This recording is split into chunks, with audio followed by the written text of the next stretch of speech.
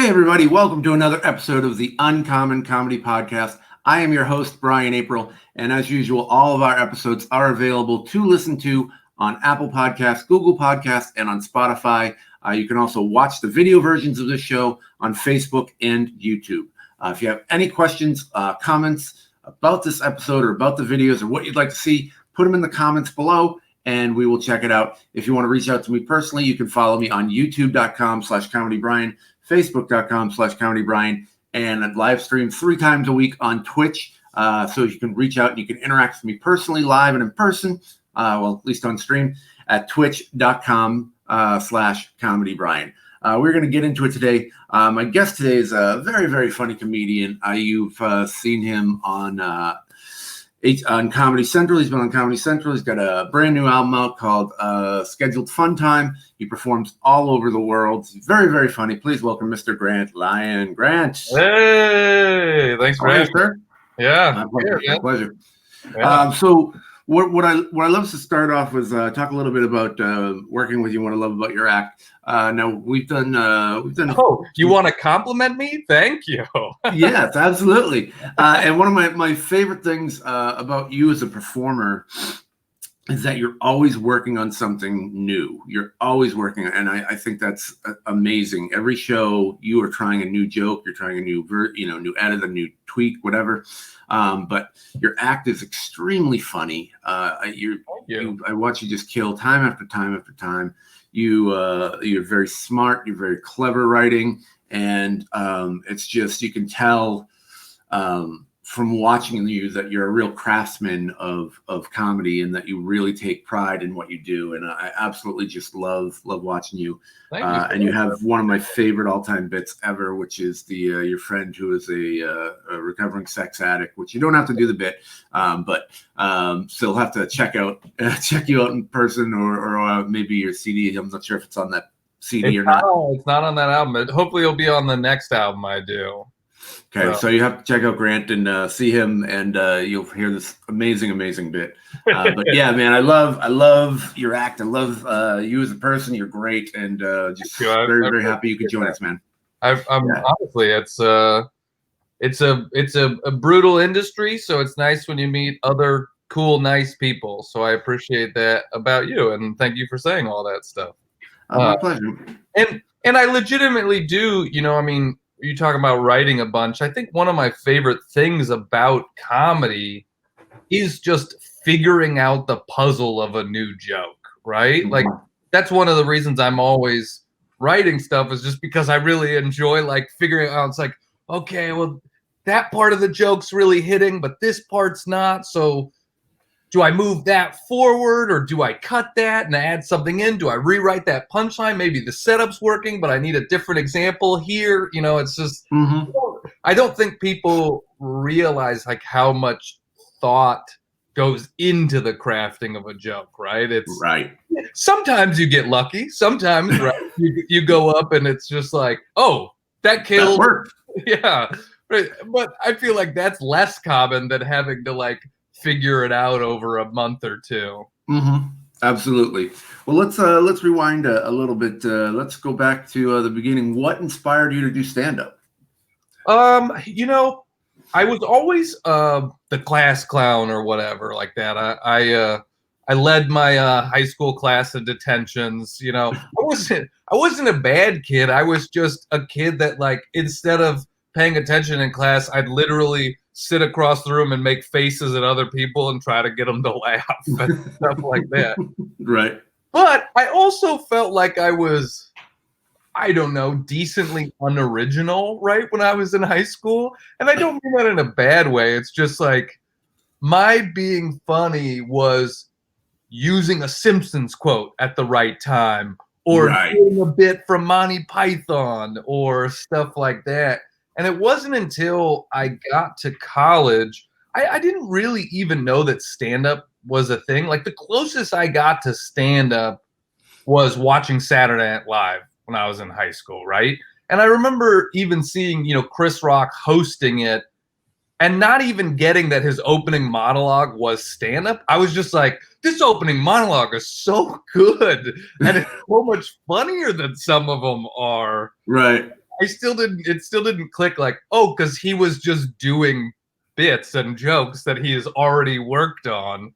And so when I got to college, my roommate played Mitch Hedberg's first album for me. And it was the first time I'd ever heard a comedy album. And Really? I'm lucky that that's a great album. You know, the strategic grill locations. What is it? Strategic grill marks? Now I'm forgetting it. But it's a great album.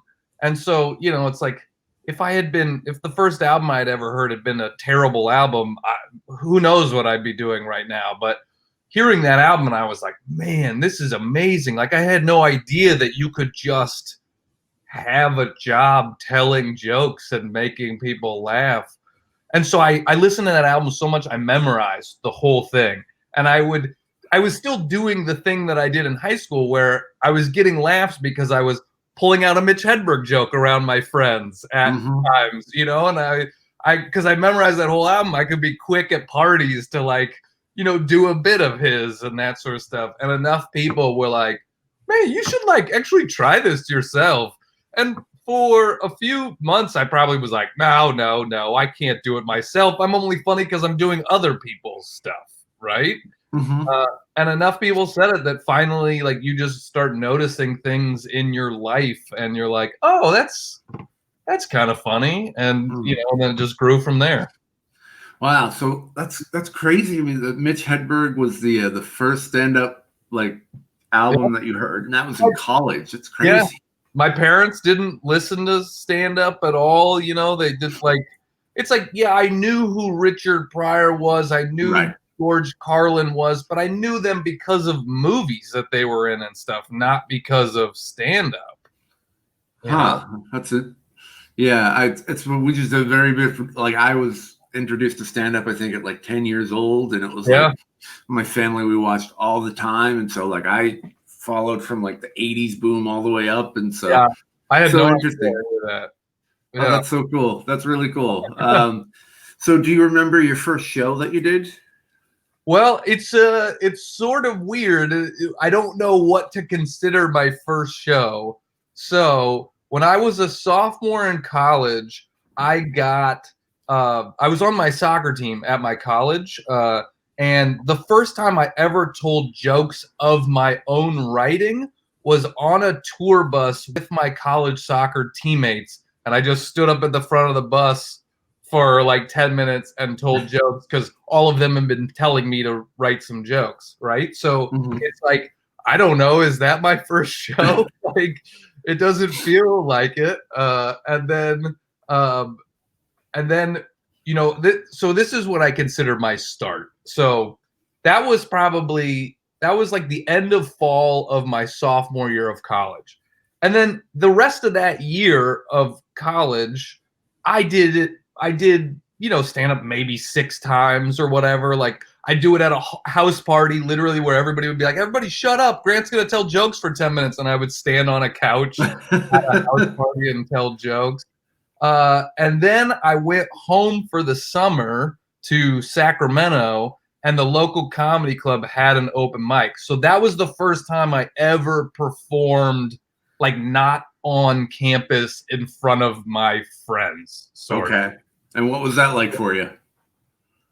Well, I didn't know how anything worked, right? So it's like, boy, I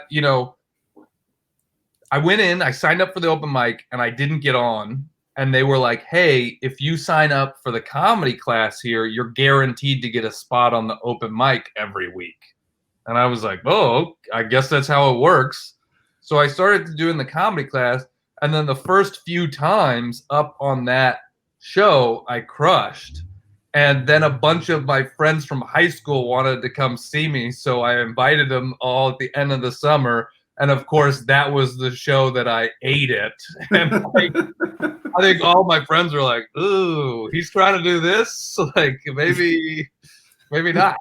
You know, I had been doing well all summer, and then that was like the worst. And I just remember being so embarrassed and like, oh, I can't face these people ever again. Like, I'm moving to Montana, you know. Do you find Because for me, I find way more pressure performing when I know there are people I know in the audience as opposed Oh, to for sure. strangers. Because you care about their opinion, right? Right. Like, Hmm. you and I have been doing comedy long enough that it's not like we don't care about the audience, but it's also like we have the confidence of thousands of shows under our belt. And so if an audience doesn't laugh, it doesn't bother me that much anymore because it's kind of like, look, I'm not trying to be like cocky, but like I've beta tested this a long time and I know that I'm decent at it. And Yeah. so I more feel sorry for them. Like I'm sorry you guys made the wrong decision with your evening, and I'm sorry that this isn't working for you, but it doesn't really bother me personally. But that all changes when there's people in the audience that I care about their opinion, right? And I'm like, Right. oh boy, I want this to go well. Yeah. You know? Exactly. And it's funny. And again, it's not like you're not caring about the audience, but it's like you do feel bad, and you go, man, I'm sorry. I wish I had said something that made you laugh or whatever like that. But it's not. Like I wish I could have been what you were looking for or whatever. But But but yes. I don't know if you were like this. I mean, in my first probably 2 years of comedy, when a show would go badly, I'd like go cry in my car and like, I mean, legitimately, I cried in my car. But I cannot believe that now looking back on it, I'm like, man, I can't believe I kept doing this. This made me cry at least once a month, and I still was like, I want more. You know? I don't know if I ever cried in my car. I mean, there are times of just absolute pure devastation, absolutely, where taking long subway rides back to my car to drive an hour. I had a really terrible show that was about 3.5 hours out from my house, and I just absolutely one of my worst shows ever. And I just remember driving home, and I just called a friend of mine. I'm like, "What am I doing? I don't even know what I'm doing." It was the longest 3.5 hour car ride home after a terrible show. Well, So nowadays, when a show goes really badly, there's two things. If a show is bad, I'm like disappointed, but I'm not crushed like I was. And if a show is epically bad, I think it's hilarious. And I'm like, man, this is going to be a story to tell. Yeah. Right? Like, that doesn't bother me. When a show is extremely bad, you're like, well, this has nothing to do with me, right? This is right. Crazy. Yeah, you almost remove the personal aspect of it, and especially when you go into it knowing it's going to be epically bad, or you're there and you see it unfolding. You see the train wreck unfolding before your eyes, and you're like, it takes all the pressure off at that point. You're like, all right, well, we'll just do what you can. Yeah, and while you're up there, sure, it's a struggle. You're like, oh man, I wish this was going better. How much time do I have to do, and all that sort of stuff. But there's something about that just takes that angst out. Yeah, it's so funny. So how long did it take for things to start to like click for you, so that you started to get consistently, good shows? I would say, about 3 years. My first couple of years I was in college, so I don't know how seriously I was taking it, right? I really enjoyed doing it, and I was doing it multiple days a week. So it's not like I wasn't involved in comedy at all. But I don't think it was till like January of my senior year of college that I was like, oh, I got to do something after college. Like, what's that going to be? And I think that's when it really started, kind of clicking for me, where I was like, oh, I'm going to put in the work. I'm going to really take this seriously. Like, before, it was kind of a fun thing that I was doing, but I don't know that I ever thought of it as a potential career. Mm-hmm. And only until that like senior year of college I was like, oh, okay. And I also think then over the next 2 years after that, it's when you say clicked, it's like a hard thing, right? Because comedy, there is no one thing anymore, right? There's no like, that was your break, or that just doesn't exist in the world anymore. And so it's like that process of clicking probably really happened over a 2-year period.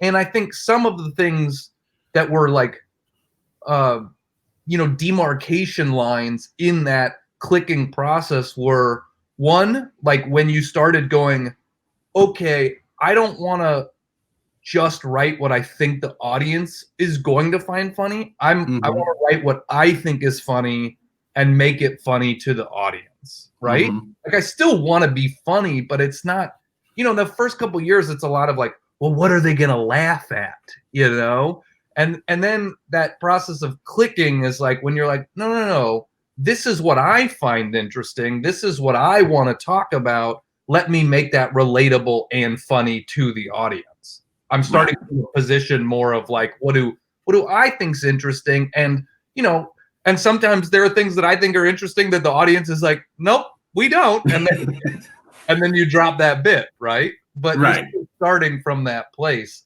And I can really tell when I was about 4 years into comedy, there is like, I had a real epiphany moment where I was, I probably started getting on the road maybe like 3 years into comedy and just featuring bad one-nighters out of town and that sort of stuff. And I was doing a casino, middling at a casino in Oregon, probably like 4 years into comedy, and they hated me, right? And it was at a time where over the previous 6 months had really been that time, the year to 6 months had really been that time where I was like, well, I'm writing what I want to talk about and trying to make that work instead of just writing the dumb things that I don't care about, but that I used to write.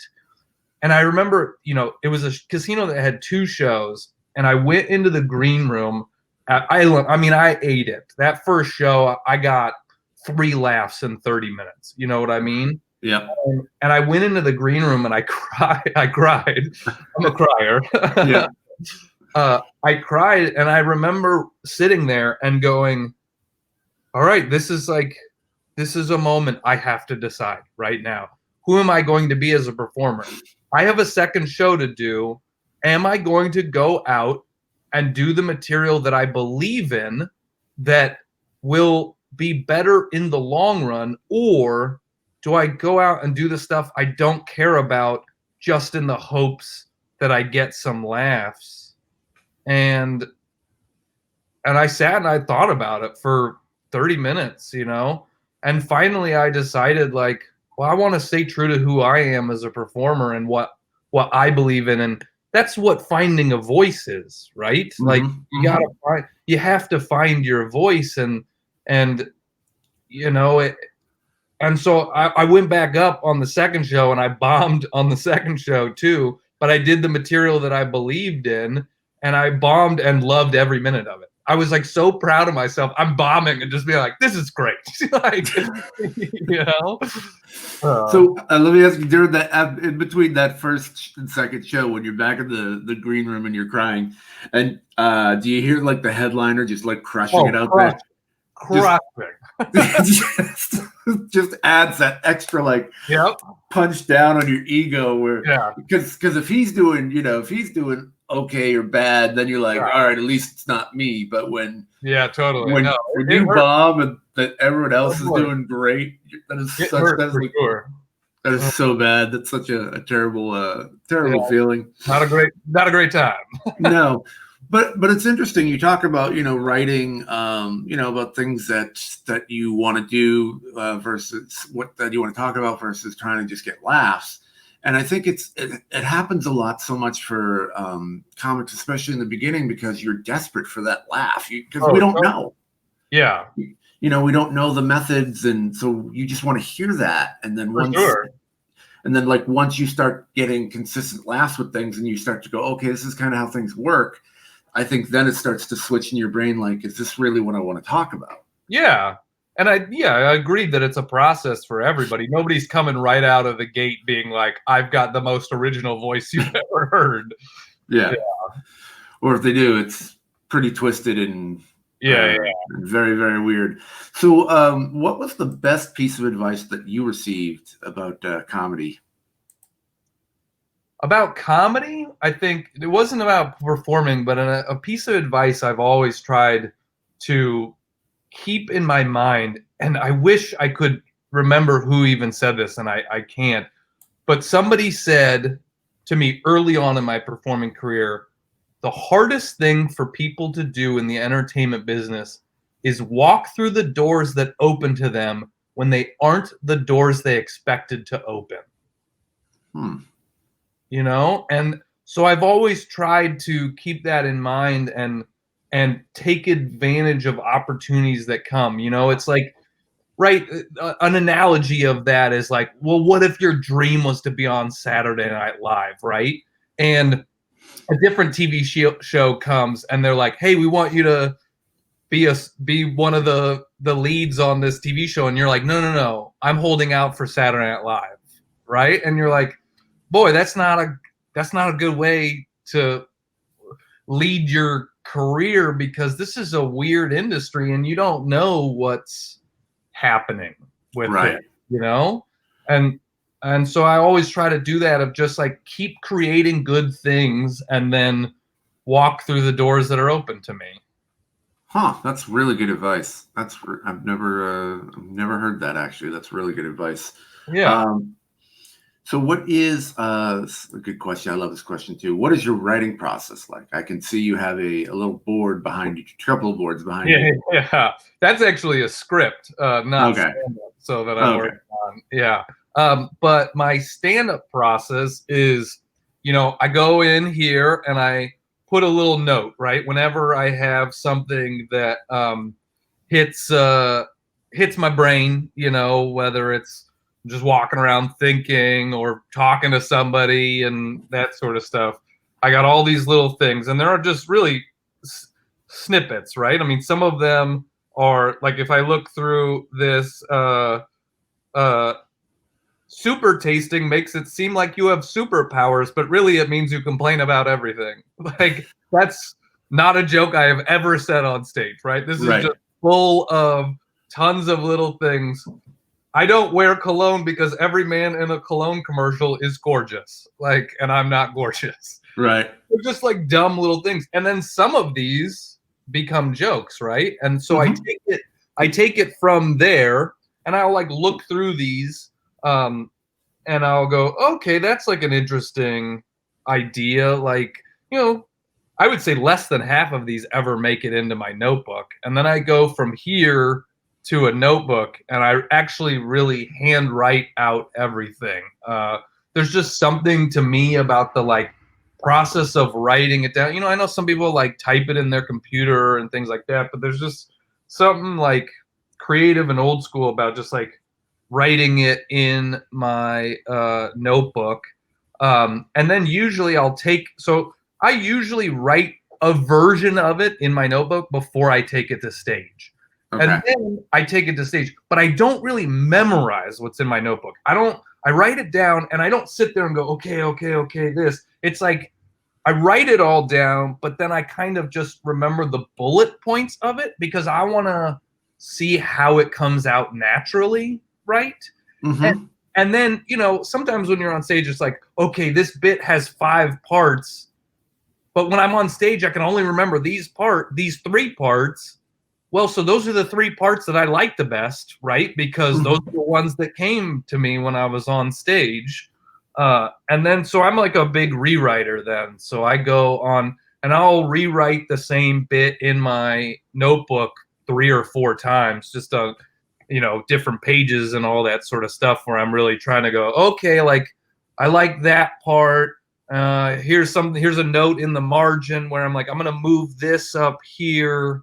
And that sort of thing, Yeah, it's interesting. I'm similar. I agree with you. There's something. I think it does something. I think they showed studies about like when you physically write it out by hand versus typing it or something. I don't know if there's a memory component to it, but there's something different that happens to your brain when you write it out by hand. So I like to do that too. But I usually will. I'm similar process, but I'll say it out loud. 5-10 times to kind of get the marbles out and edit it the way we normally do, and then I write it down. Okay. So I just kind of like flip it slightly, and then that way it's kind of a little bit more in my style, and then I kind of memorize it and go, here are bullet points. And as long as, and you know this, as long as you nail the punchline, you can kind of stumble your way through the setup. Yeah, and You know. honestly, as long as you put it in the middle of your set, nobody's going to remember it anyways, right? Exactly. You That's start strong, you end strong. You got the middle to play around with stuff. Exactly, and that's what a lot of this is for comedians and this podcast. And it's also not. It's also for just people who like comedy. So what comics will do? Why do you wedge it in the middle of your set? Because literally, I need to start strong for them to be on my side, and I need for them to end strong. I need to end strong for them to leave happy, and nobody remembers really what happens in the middle. If they get on board with you at the beginning and they leave happy, I've already done my job, right? Yep. So now if I'm doing 30 minutes, well, I got 10 or 15 minutes in the middle that I can play around with, you know? And yeah, I mean, you can't just literally drive the show into the ground. You know, people are going to remember that if you were like, did a funny 10 minutes and then you were like, okay, but hopefully you're trying new stuff and some of it works, right? I've gotten to the point in my career now where it's like, definitely not everything I do works, but also some of it does. When I do new stuff, you know.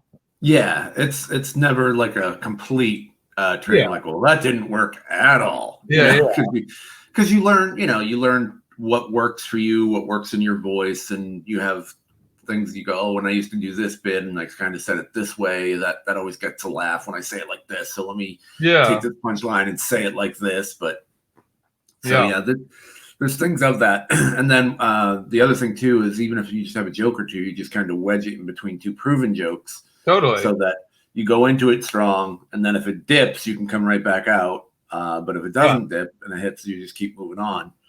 But yeah, it's interesting that you have to build up that trust and respect in the beginning.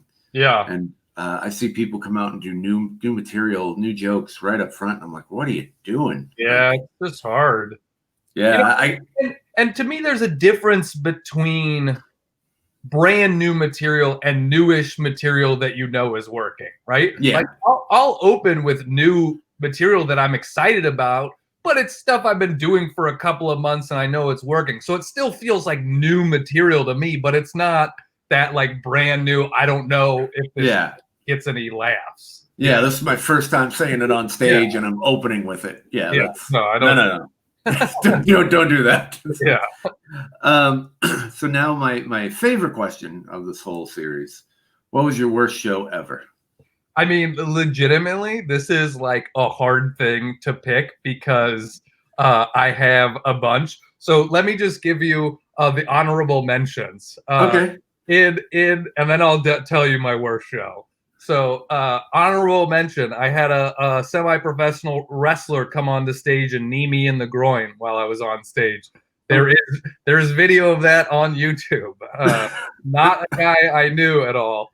Honorable mention, an old guy. I had a joke once upon a time about how there are people in the world that deny that the Holocaust ever happened. And an old guy started yelling at me in German from the show, from the audience. And I was like, man, is this guy like an ex-Nazi?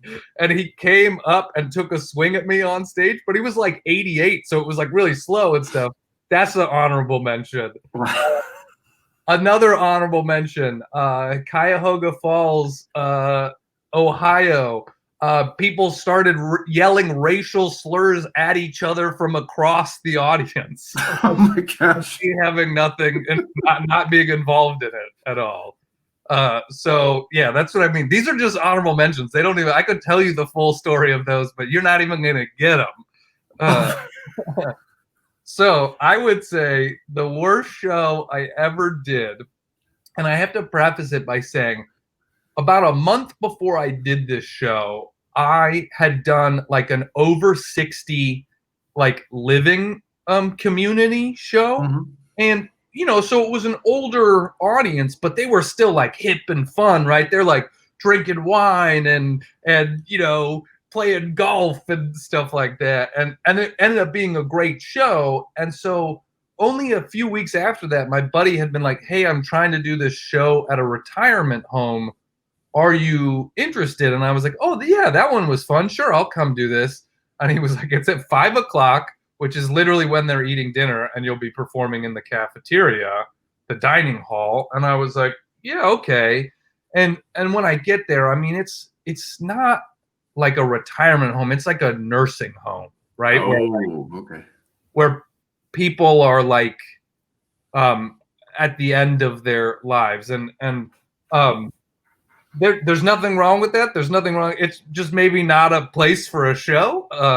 And so I'm sitting there and legitimately one of the first things I hear, I come in and I'm just sitting in the lobby, like not sure who I'm supposed to talk to or whatever. Cause my buddy's like, it's his show. And then he's like, I can't make it. So the lady will set you up. And so I'm like, I don't know who the lady is. So I'm just like sitting here hoping that someone's going to be like, who's this guy that doesn't know what to do, right? And I see, and one of the nurses is leading an older gentleman into the dining room. And, you know, this is probably my filter where I'm like, whoa, this is not what I expected. And the nurse is going, are you ready to die tonight? Like saying it really loudly to him. Are you ready to die? And I was like, what is this? And I realized afterwards that she was saying, are you ready to dine tonight? She was leading him to the dining room. But I just walked in with such this filter. I was like, that's what I heard. So I'm just sitting there waiting. And finally the lady's like, oh, are you the comedian? And I'm like, yeah, like what's the story? And she was like, okay, in the storage room there are the speakers and the stuff like that. So if you could just go carry him into the room. And I was like, oh, okay, you just need me to like set it up. All right. So, you know, I wasn't doing that, but I'm not above helping out. And so I'm like carrying the speakers in. She has me set them. There's no stage or anything like that, right? There's no stage whatsoever. And the room is like an L. So imagine, you know, imagine it's like this, and I'm performing like right here. So there's like a whole wing of the room that can't really see me because, you know, it's cut off. Mm-hmm. But they put me right here. And you know, I'm the show's supposed to start at 5 and it's like 5:10 and I'm like, hey, you know, when do we start the show, to the lady? And she's like, oh yeah, just go start it. And I was like, oh, there's no like introduction or anything. She's like, no, just go start it. So I just walk up, and mind you, nobody knows that this is about to happen, right? There's been no flyers or announcements or anything like that. So I just am like, hey, everybody, I'm a comedian, and I'm going to entertain you. And nobody wants me there. And probably like 5 minutes into my set, this woman stands up and plugs her ears and is just like shaking her head, but not making any noise. And I'm like, I'm sorry, ma'am. They've paid me to be here. Like I get it that this is not working for anybody, but they've paid for me, so I kind of have to keep going. And then that same lady, she gives me another 5 minutes, and then she walks. Remember, there's no stage, so I'm just standing on the floor with everybody else. This same woman that plugged her ears walks up to me and just starts holding a cloth napkin in front of my face. But like not touching me, but just standing like a foot away from me and just covering my face with a napkin. I'm like, I'm still here. Like, I'm sorry, you know, lifting up this napkin. And I'm like, I'm sorry. And she's not saying anything. She's just holding it and moving it. I'm like, I'm sorry, I don't know what you want from me. I can't really stop. And she's not saying that. She just keeps doing it. And finally she throws the napkin down on the ground and storms out of the room. And I'm like, I don't know what to do here. And the woman who's like running the show comes back in now. I'm like 15 minutes into my hour-long set. And she comes back in and she's like, hey, we've gotten some complaints that people can't see you. So can we move the stage over to here? And I'm like, oh, like right now? And she's like, yeah, just stop. And then just like carrying the speakers and stuff to another part of the room. And I'm this is part of my time, right? This counts. So I take like 5 minutes and I move everything over. And mind you, I've gotten like maybe one chuckle from like a 50-year-old woman who was there visiting her parents. You know, that's like the only laugh I've gotten the whole time. And so, you know, I move the stage and then I like, you know, I keep going, right? And you know, I'm trying to like talk to people and stuff, and like people aren't responding, so you can't even do crowd work. And you're like, all right, I guess. But there's one guy that's sitting in the new front row, right? He wasn't in the first front row, but now he's in the new front row because we moved the stage.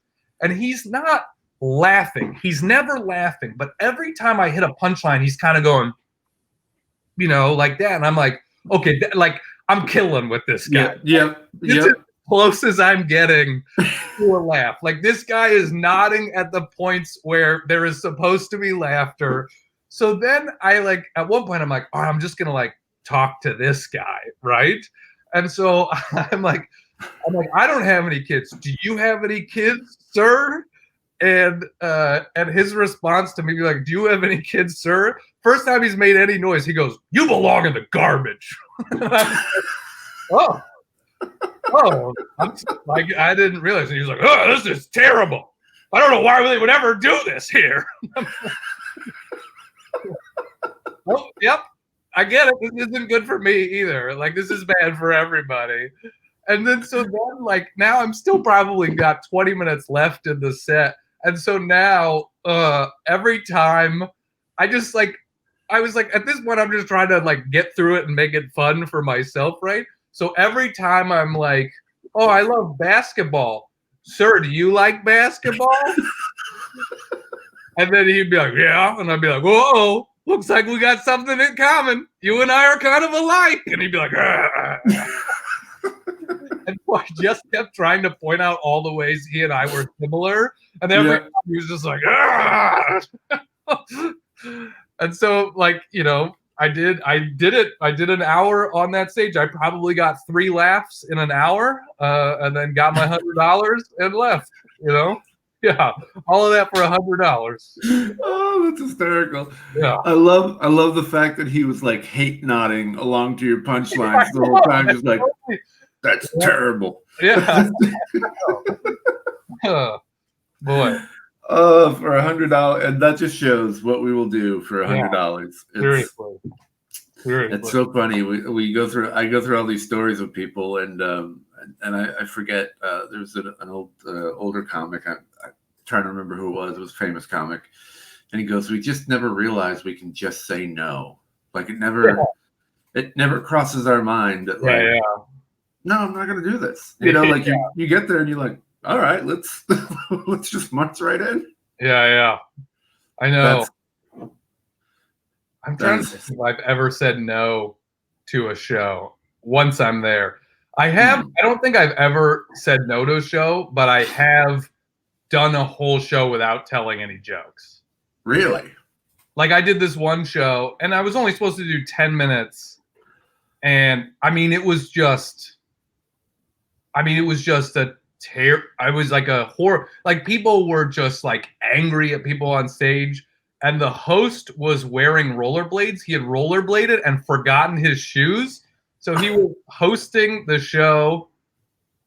And so, literally for 10 minutes, I just sang on stage. Our host is wearing rollerblades at a comedy show. Our host is wearing rollerblades at a comedy. And I did that and everybody was like booing and yelling. And I was like, nope, I don't care. I'm doing this for 10 minutes. Wow. Yeah. That's so funny. I don't think I've ever said no to a show once I'm there. Yeah. I mean, I've encouraged putting Old Yeller down. Yeah. You know, like, totally. But you know, if they go, oh, we're gonna do this show, you know, and it's like nobody's there, then I'm like, maybe we cancel it, but never like because of setup or anything? I actually had the very first time in my career. This happened the last week in February. I was headlining a comedy club in Boise, and the club canceled the show after the feature. And I did not get on stage. It's the only time I've ever had that happen in my. I mean, this crowd was so rowdy. I mean, people were like walking across the room to high five other people in the audience, and they were like, and they're also just. It was the late show on Saturday, and so there were only like 30 people there, and 20 of them were maniacs. And so it's like, well, you can't kick out 20 people. Like, then there's no show anyways. And it wasn't even like these people weren't even all part of the same group. It's just something happened. And so, like, the manager legitimately tried, like, going around and saying, hey, you guys got to be quiet. You got to be quiet. He even kicked out like one group. And then it was just like, he was like, I want to cancel the show because if I don't, I'm gonna like do or say something that I'm gonna regret.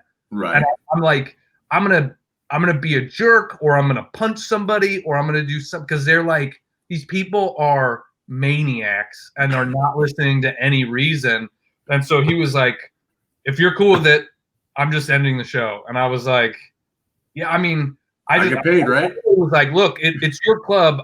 You're paying me. I will do it if you want me to do it because I'm a professional and I'm here. But if you want to cancel it, that's okay. Yeah. I just want it to be your decision and not my decision. And he was like, yeah, I'm canceling it. And I was like, cool with me. Like, these people, that's funny. Yeah.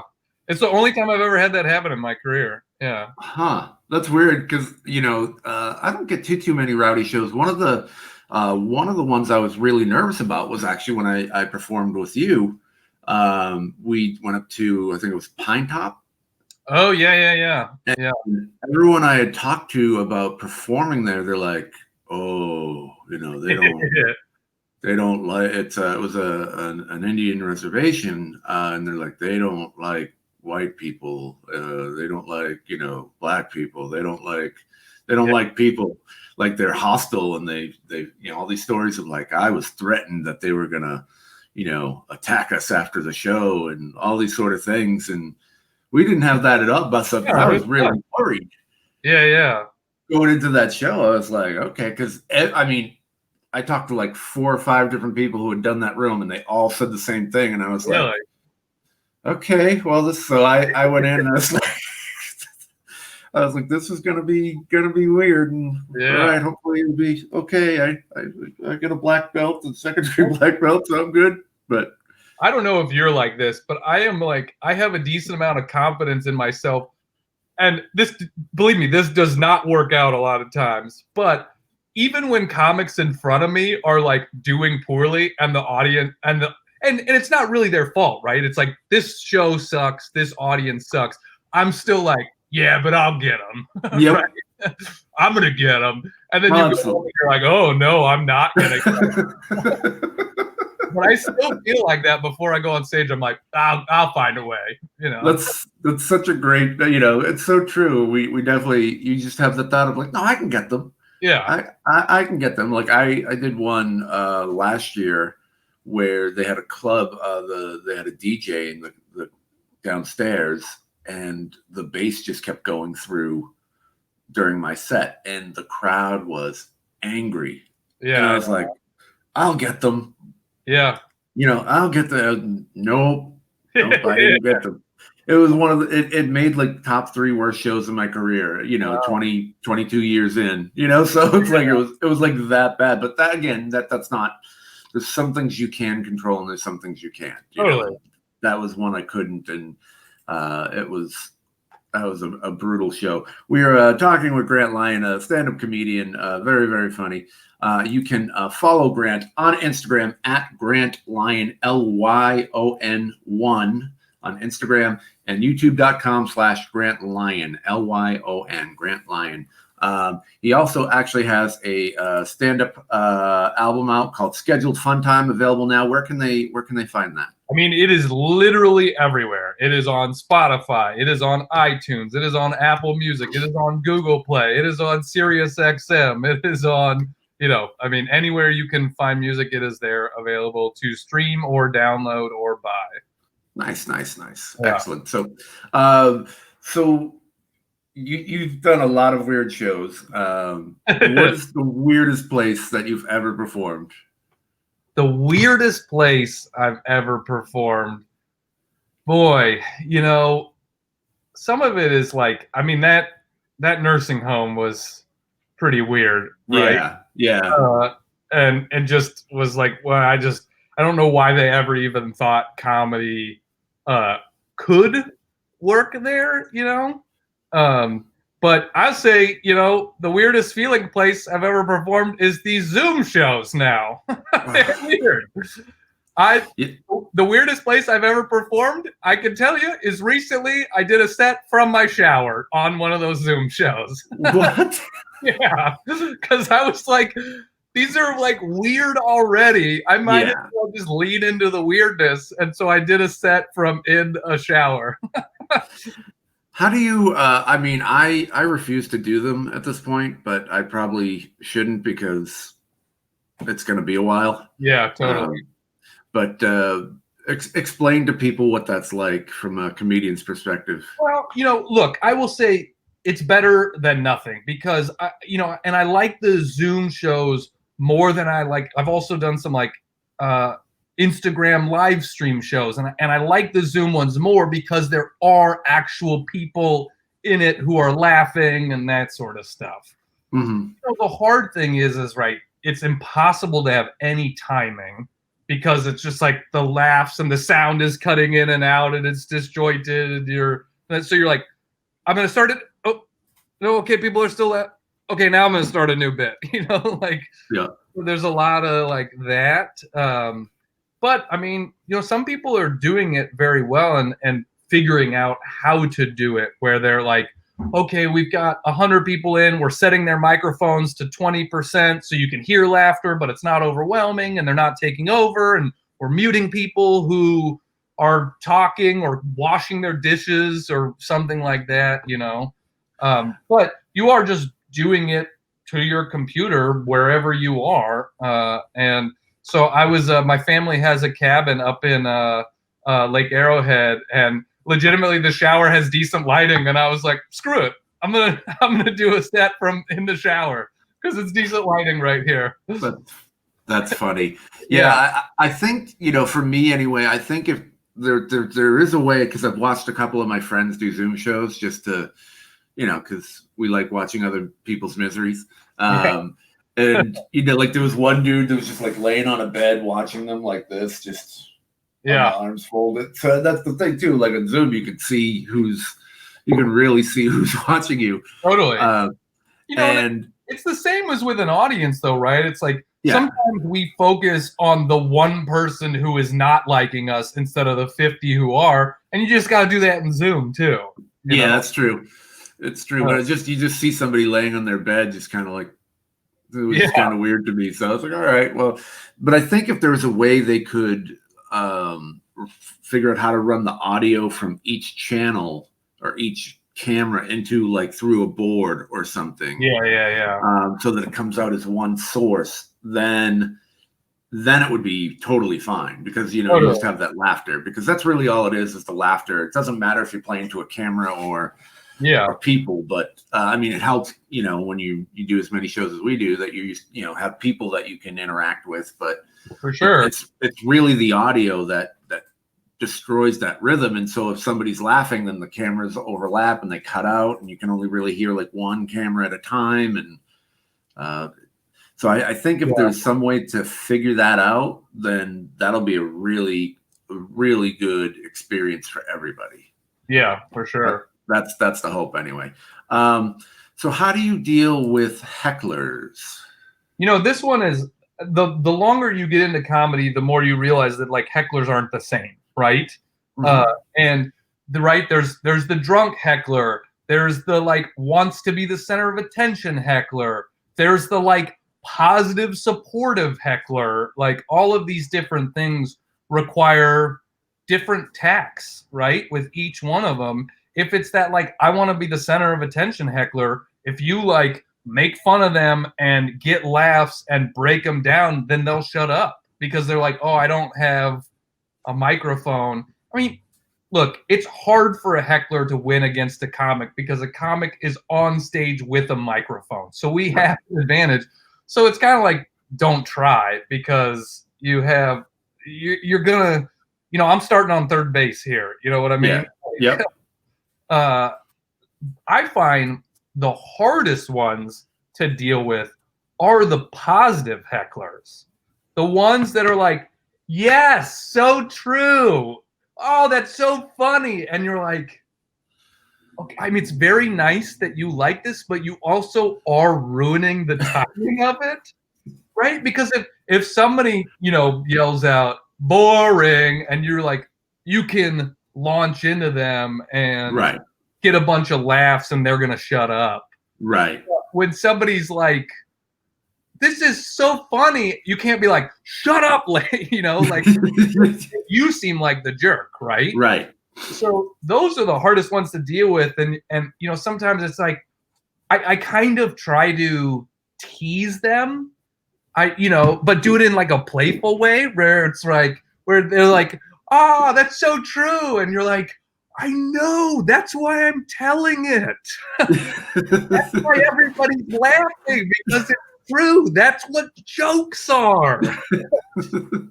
And you try to just do it in like not a mean way, but like a playful way where they're like, oh, okay, he gets it. Like I don't have to say something every time.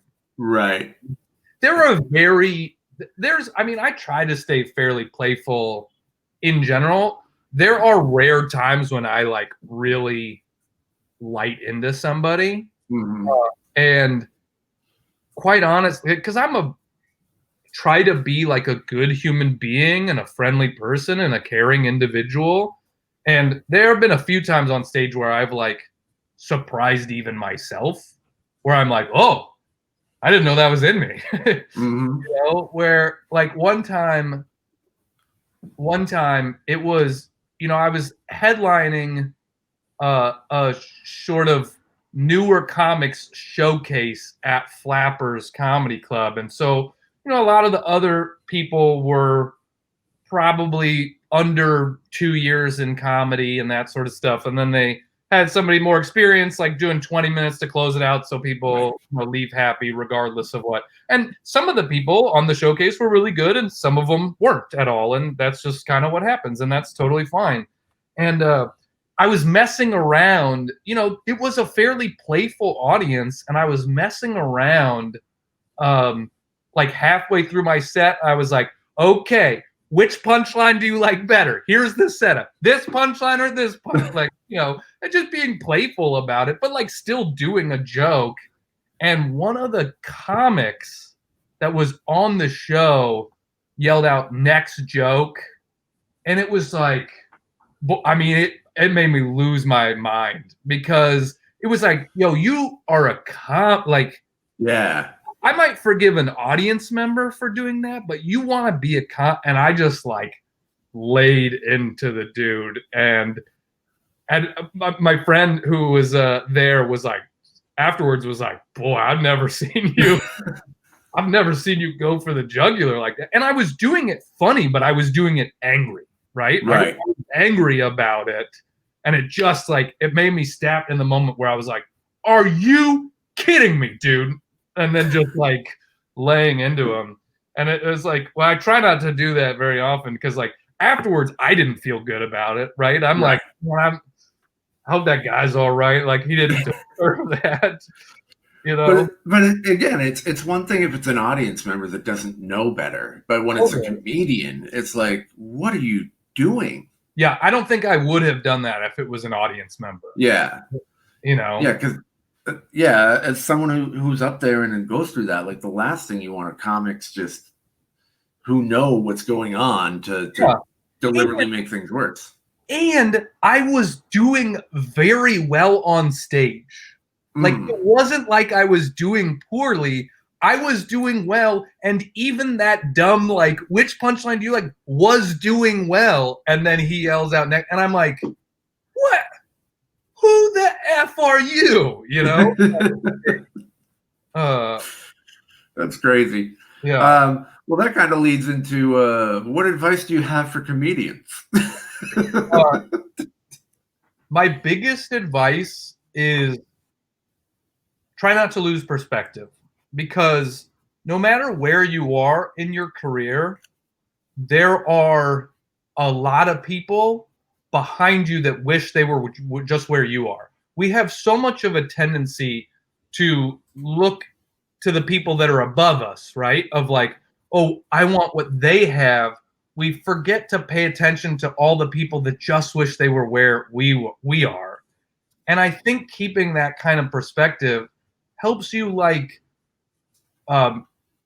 prevent getting bitter, and it helps you keep the joy of comedy alive for yourself. I mean, we've all done a show with a guy who's 30 years in and is just like, I got 1 foot on stage and 1 foot in the grave, and all these comics coming up, they don't know. It's like, well, it's just because that person is so caught up in what other people got that they didn't get, right? It's like, yeah, I would like a late night set. I would like a half-hour Comedy Central special. I am working towards those things. And there is part of me that is jealous of my friends who have gotten those things.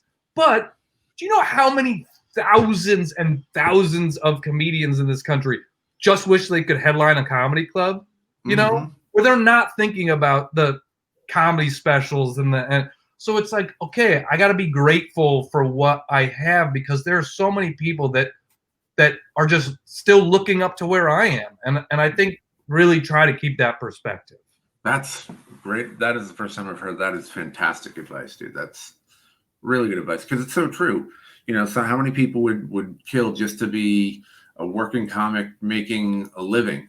Yeah, exactly. You know, just totally on stand-up, you know, full-time comedy and all that sort of stuff. So yeah, that's really, really good advice. I'm going to ask you for any funny audience stories. I mean, you've told us a few already. I don't know if you have any left, or we could just go into the organization spotlight if you want. I'll tell you just this one little snippet. The best heckle I ever saw from an audience member was not even at me. It was another comic was on stage. He was a bald man, and he wasn't doing great on stage. And he tried to like, you know, do some audience, just some crowd work. And this guy in the audience yelled out, "You're so bald, I can see your dumb thoughts through your skull." And I was in the back like, boy, how do you come back from that? Yeah, you're done. Funny. You're done. You're done. That's over. Yeah. That's hysterical. We were talking with Grant Lyon, stand-up comedian. You can follow Grant on Instagram at GrantLyon1, and you can check out his YouTube channel, youtube.com/Grant Lyon. His comedy album, Schedule Fun Time, is available now everywhere, anywhere. Check that out. And I want to thank you for coming on. Before we get that, there was an organization we were talking about that you wanted to spotlight, and I was wondering if you tell us a little bit about the People Concern. Yeah, so the People Concern is mostly located in Southern California, and they're really leading the charge to help the homeless population that we have in Los Angeles. I don't know how often you know, or whether your listeners are in Los Angeles, but Los Angeles has a big homeless situation right now, and you know, a lot of these people they just need help, right? They're not bad people or anything. I get a little, one of the things I hate the most from comics is when comics have homeless people jokes, and it's like, really, you like, their life has already been hard, and they need you to make fun of them. Like it just feels like so much of a punching down thing, and the best comedy to me is punching up. And so, you know, the People Concern has multiple housing locations where they're helping people with short-term shelters, but then they're also helping people get long-term housing, and they're helping people get long-term jobs and stuff like that. And I have volunteered with them a bunch. I do a silly thing with them where I go and I do bingo, ice cream sundae bingo at some of their locations. And it's like, look, they've got a lot of people doing the like serious work. So maybe I can just help bring a little joy to some of these folks for a little bit. And it's really fun to like do the ice cream sundae bingo and stuff like that. But they're a great organization that's really doing a lot for the homeless population. Excellent. And so if people are interested, they can check out thepeopleconcern.org. That's thepeopleconcern.org. Sounds like an amazing organization. And, absolutely, they need, there's so many homeless people, and we can do just a little bit, goes such a long way for those.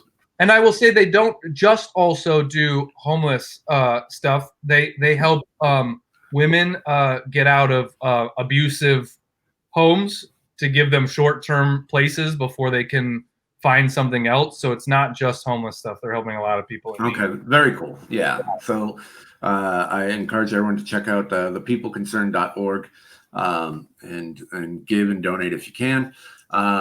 We're going to wrap up in just a minute, but I want to say a big thank you again to all the viewers and the listeners for watching. Special thank you to Grant Lyon for coming on and telling us all about your career and your thoughts and your process and shedding some light on the People Concern. And dude, I love working with you, and I can't wait to work with you again soon. Yeah, I know. Hopefully sooner rather than later. Thank you guys. This was a really fun conversation. So thanks for having me. Yeah, my pleasure. And we'll see you all again really soon. Thank you.